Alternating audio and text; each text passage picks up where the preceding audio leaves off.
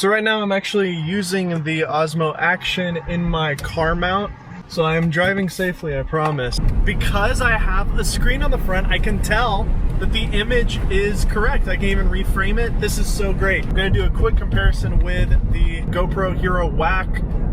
This is going to be the biggest competition to this camera, but because the Osmo Action actually costs less than this camera, maybe the Osmo Action's the one to get. It's cheaper, it's got the screen on the front so I can see myself.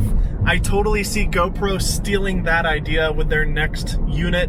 And if that's the case, I don't know, the GoPro still may be the pro option. So let's get some sunset shots. I've got both of these cameras here. We're gonna compare 4K, 1080, slow-mo, all sorts of stuff.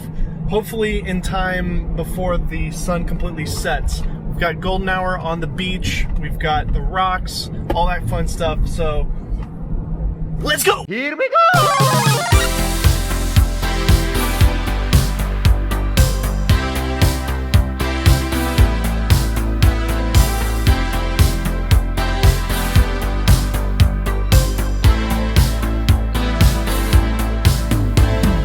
Unfortunately, when I was at the beach recording video, I made a mistake and I did not have the stabilization turned on with the Osmo Action. So I decided to do some quick tests showing the stabilization comparison with the GoPro and the Osmo Action late at night here at my apartment. I will do a full video comparing the Hyper Smooth with the Osmo Action soon, so make sure to subscribe to see that video.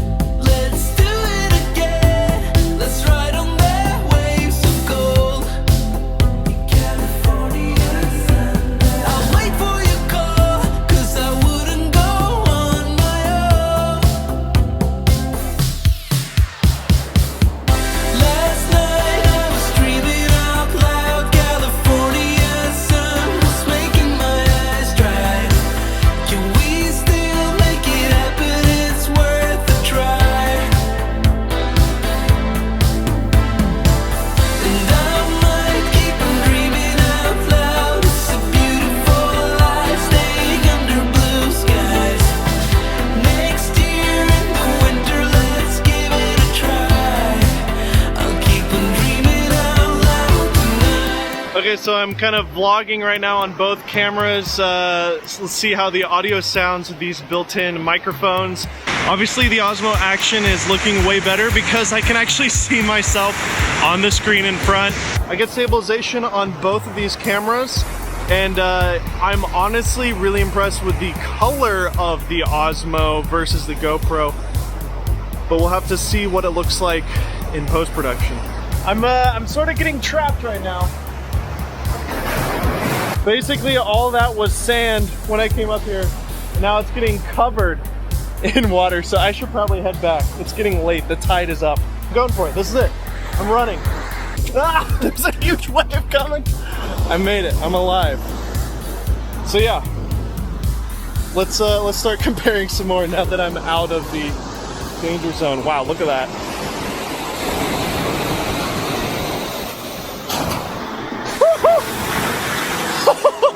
Okay, well, I should probably get out of here before I get more wet.